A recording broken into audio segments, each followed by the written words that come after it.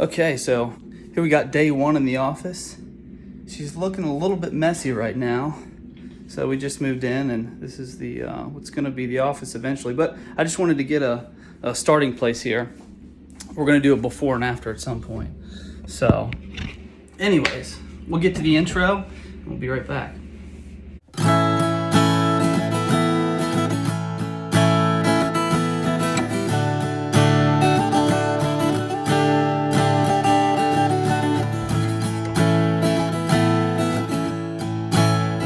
Welcome to Acorn Content. Thanks for checking me out here. My name's Alec Peer, and I am a substance use counselor and a licensed master social worker.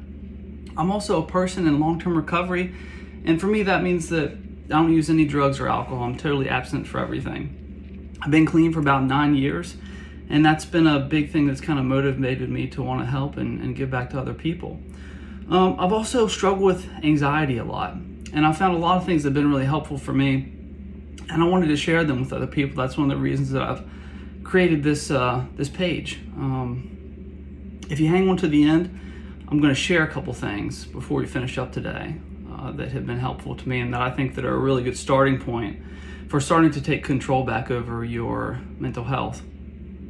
A lot of times mental health, I know for me and for a lot of people, it leaves us feeling kind of out of control a lot. I have all of these thoughts that go through my mind that I just wish weren't there. And there's some idea and that has been that some of those things are just out of our control and that we have sort of bad genetics and this is just the way it is. But I found a lot of things that have been really, really helpful for me that I've been able to do myself that has drastically reduced my anxiety and have really improved my mental health. So I like to call it sort of like biohacking for your mental health.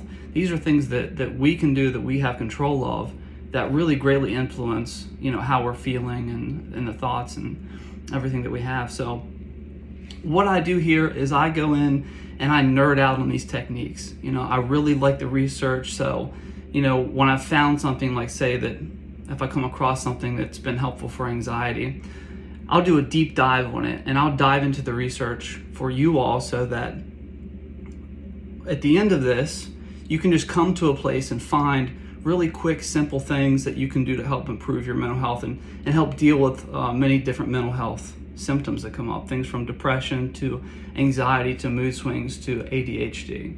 So I'm going to try to keep it simple and allow people to know that what I'm talking about has been shown to work through research. It's been proven.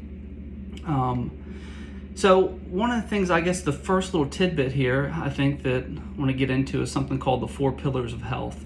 And I think it's a really good place to start because I think a lot of times there are certain mental health problems that we're having that are just coming from sort of having poor health. So the 4 pillars include nutrition, exercise, relaxation, and sleep. So I always think this is a really good place to start out. Check all these things off and make sure you're doing good in all these areas, because sometimes if you can improve in these areas, a lot of your mental health will really improve. So just quickly, I'll probably at some point do a full dive on each of these, but one of the things that I like to do with nutrition is just to keep it focused on whole foods. I know that's like the big fad thing now is whole foods. But I just like to see a really short ingredient list. So when I'm buying something, if it's prepackaged, I'll look at the ingredient list, and if it's short, I feel good about that. I feel like there's not a lot of preservatives and stuff in it. For exercise, I love exercise. It's one of my, I think, best ways for me to improve and reduce my anxiety. But I start out easy. Start going for a 10-minute walk a day. It's something simple to do, and it can get you going on the right track. The other thing is relaxation, doing things to intentionally calm yourself down and to relax. And one of my favorite things is breathing techniques. There's tons and tons of them out there, and I already have a few on my page, so you could check those out. There's some meditation, breathing techniques, but they're one of my favorites to help induce anxiety, and a lot of them have been shown to lower blood pressure. The last one is sleep, and one of the guys that I turn to a lot is Matthew Walker. He is one of my favorite sleep experts. And one of the things that he says to do to help improve your sleep is regular sleep-wake times. Just start out by going to sleep at the same time and waking up at the same time. I also like to keep my room pretty cool. That's something else that has really helped me. So anyways, that's all for now. I do want to just mention that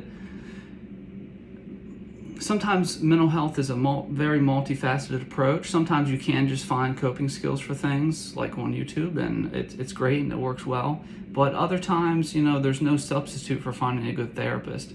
And so I think it's important to use a combination of things, like therapy, learning new coping skills, trying to connect socially to other people, finding a support group, and stuff like that. So I just wanted to put that out there. But yeah, thanks. That's all for now.